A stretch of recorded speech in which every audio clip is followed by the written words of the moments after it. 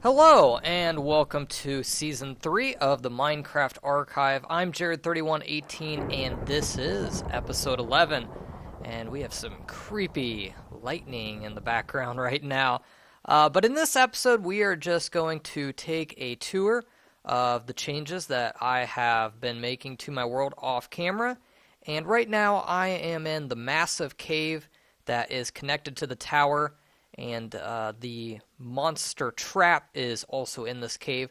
And what I've been doing is just going around and lighting up this area really well so that monsters don't spawn here, and therefore more monsters will spawn in my monster spawning room, and I can, therefore kill more monsters, get more loot, and get more XP. So anywhere there's a dead end, I've just been placing a sign that says dead end. Pretty simple, but it helps me navigate through the cave a little easier. But right here I have a sign, skeleton spawner. So let's go ahead and climb up here, and obviously we see that I have found a dungeon with a skeleton spawner in it.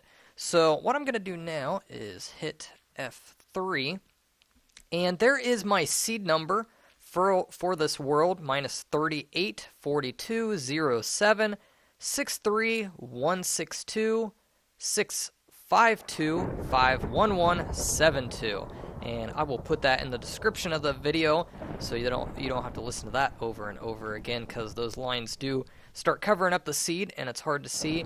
And my coordinates right now are minus 101, and for the X, for Y 28, and Z 94. So there, if you want to play in my world, there is the seed number, and here are the coordinates for the skeleton spawner, and you can find the dungeon. I forget what was in the chest here.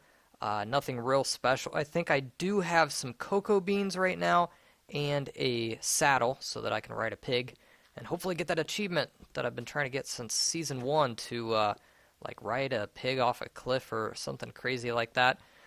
So anyways, there's the coordinates for that. Sorry it has taken me so long to remember to give you guys the seed number. I meant to do that about 5 episodes ago, and just kept forgetting. So what I'm going to do now is I'm going to head back to the tower, and I'll continue to show you the improvements that I've been making.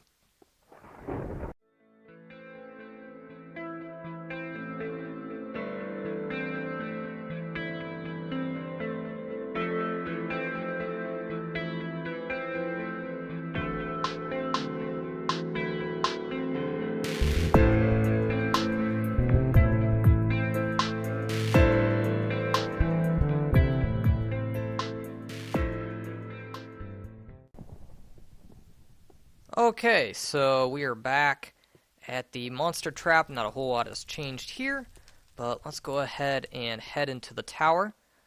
So I wanted to show you guys that in, high speed so that you can get an idea of how far that skeleton spawner is from the tower. As you can see, not very far, so I could easily build an XP farm there and be able to collect XP a lot faster than what I can at the monster spawner and trap. That monster spawner and trap is really just designed so that I can collect a lot of loot.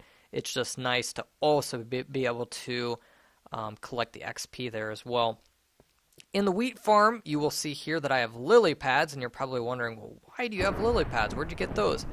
I, in the last episode, went and dyed all my sheep white, and that was a bad idea, as you guys let me know in the comments, because the brown sheep are very rare. Not extremely rare, not as rare as a pink sheep, but fairly rare. So by doing that, I got rid of my only brown sheep. So I spent several Minecraft days walking around looking for another brown sheep, simply so I could have one, start breeding it, and have a bunch of them again like I once did.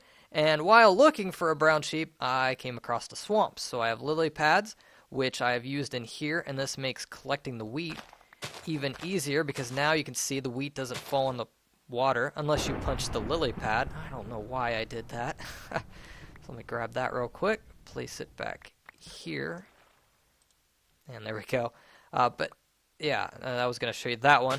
Oh man, I keep alright, I keep wanting to left click to point at stuff, but apparently you destroy lily pads with only one punch. But anyways, you get the picture. The seeds and the wheat, they will float on the lily pads instead of sinking in the water. and it makes it real easy just to walk around and collect all this stuff. And I think I've mentioned in one of my previous videos, you do not have to hold shift anymore to walk on wheat. As long as you don't jump on it, you won't destroy it. Also, in the swamp, I grabbed some vines. So I have some vines. I can use those 12 to get a lot more because they will grow. Got some cocoa beans, and there's the saddle I was talking about, and I've gotten those from a couple dungeons I found. I've shown you one, and I'll show you the other near the end of the episode.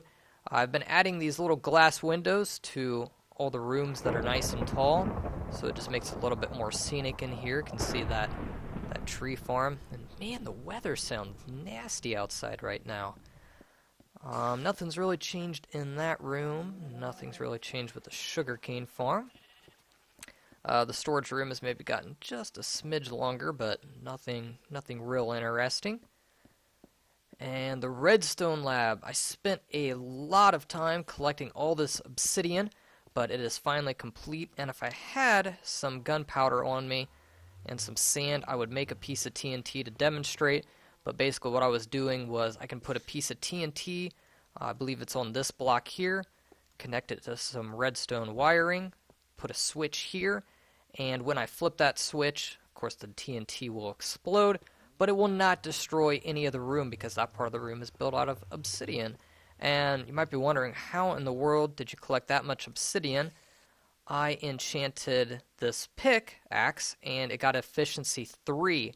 So that means it can mine blocks much faster than normal. So collecting obsidian is really not that bad when you have an efficiency 3 pickaxe.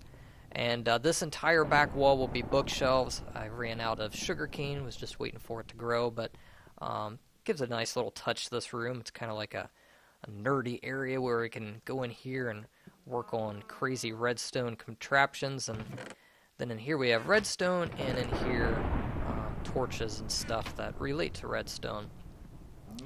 But here is one of the main things that I was wanting to show in this episode. I spent a lot of time off camera building this. I have my very own animal farm now, so here we go. As you can see, I got this idea from Ethos Lab. He had a picture of a cow in one of his bases, and I just really liked it. I thought it was so cool, so I'm like, I am going to build an animal farm. And behind each pin, I am going to have the face of that animal. And my personal favorite is, of course, the chicken, because that's just hilarious. The chicken and the pig are actually like a little 3D. The nose sticks out, and that little red thing, whatever that's called. But yeah, I put some leaves on the wall. I've got glowstone lighting in here. Obviously, a bunch of wood. I have grass down here. And I just wanted a very kind of wild setting, a wilderness type setting for the animals, so that, they don't feel like they're just trapped in the tower. It's nice and cozy in here before you guys get butchered and, turned into meat. Sorry about that. There was something I was going to say. I forget now. But anyways, yeah, so there's my one brown sheep that I got, and I've started breeding him, and I'm up to 2. So what I would eventually like to do is have a different pen for each color of sheep. So I'm thinking maybe back here there will be a large area with a lot of pens, and in there we'll have blue sheep, green sheep, pink sheep, every color of wool in the game, and probably have about 8 sheep in each pen so that I can get a lot of colored wool very easily. Oh, I know what I was going to talk about. The grass. You might be wondering, how in the world did you get grass down here? The reason I have this awesome pickaxe is I tried to get, that one enchantment, Silk Touch, that lets you pick up, any type of block. Because I was like, well, I will go mine a grass block and plant it down here. But for the life of me, I cannot get a Silk Touch enchantment. So what I did was I connected the grass that goes around the tower to a dirt staircase that was going all the way down to this room.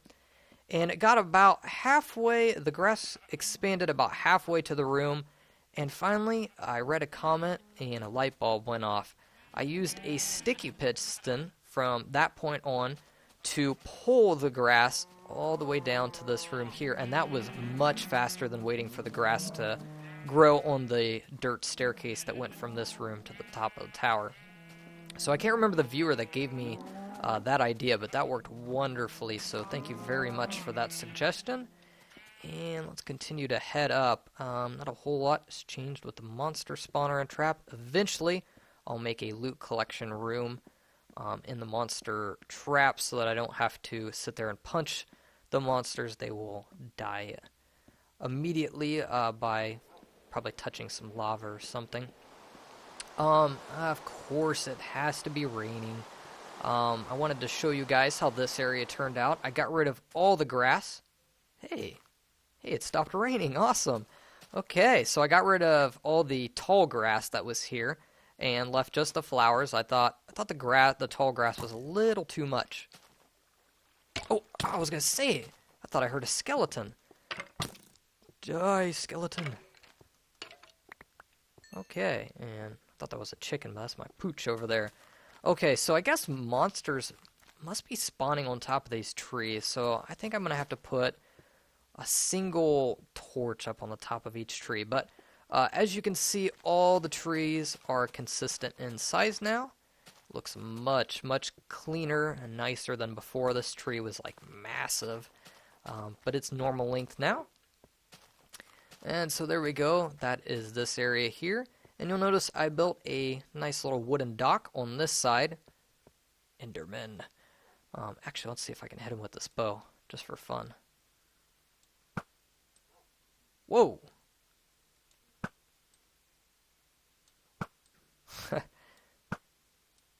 Apparently I can't hit this guy. Alright, he disappeared. Okay, and he's back again. Alright, distracted by the Enderman. So I'm going to hop in this boat here, and I probably should make it daytime before I start traveling. Hey! That Enderman is holding a grass block. You put that back where you found that. Pesky Enderman. As long as they don't ruin my nice memorial garden, I'll be happy. So I'm going to try to land at this dock here without getting shot by all these skeletons. Eventually I'll have to light up this area a little bit better. But I just park my little boat here and get out on this dock and continue on foot. And eventually, hopefully I won't have to continue on foot. I'll build a minecart rail system that travels over here. Let me deal with this creeper real quick. And probably wondering, why are you headed in this direction? One of my viewers paused one of my episodes while I apparently had pressed F3 and wrote down the seed number for this world. They were a little clever, got it ahead of time before everyone else did in this video. And they found a zombie dungeon at this coordinate here. Let me show you the coordinates.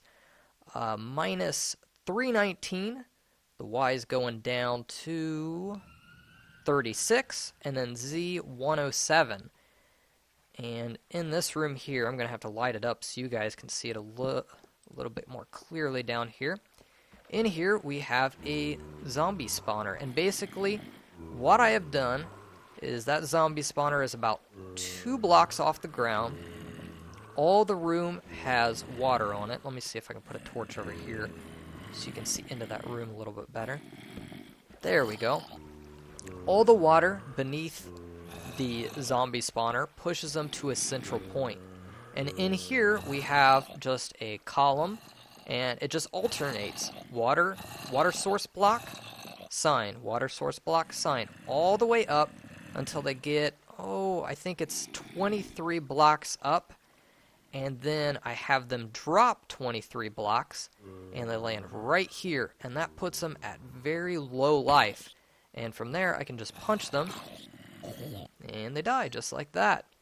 So I can get a lot of XP, and this is essentially my XP farm now. So I need a minecart rail system to travel to this point. Might work on that eventually.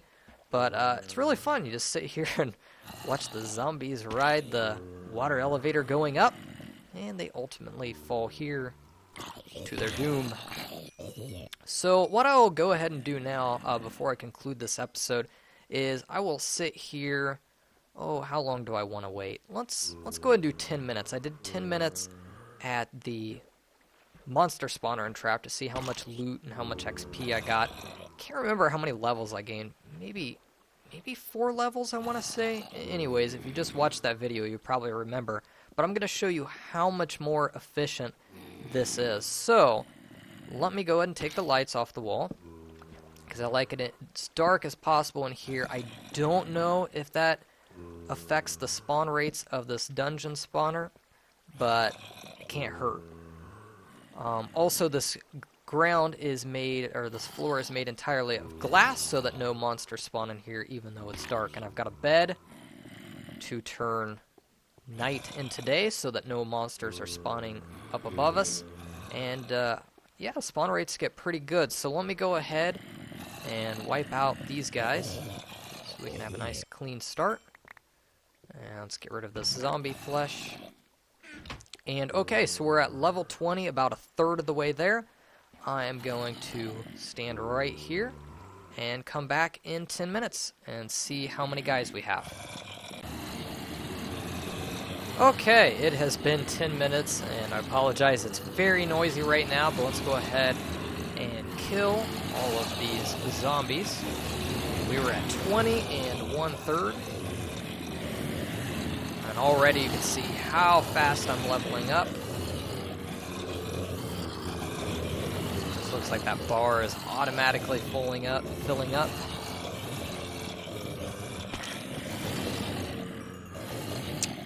23. Now we've gained 3 levels.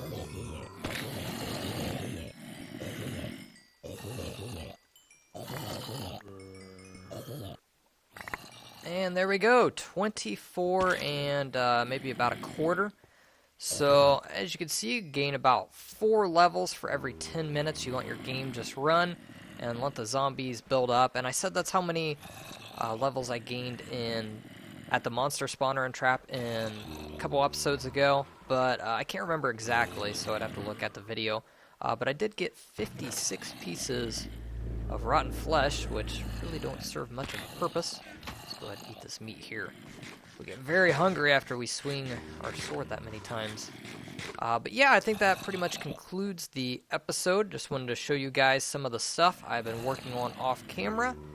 And hope you enjoyed the episode. See you later.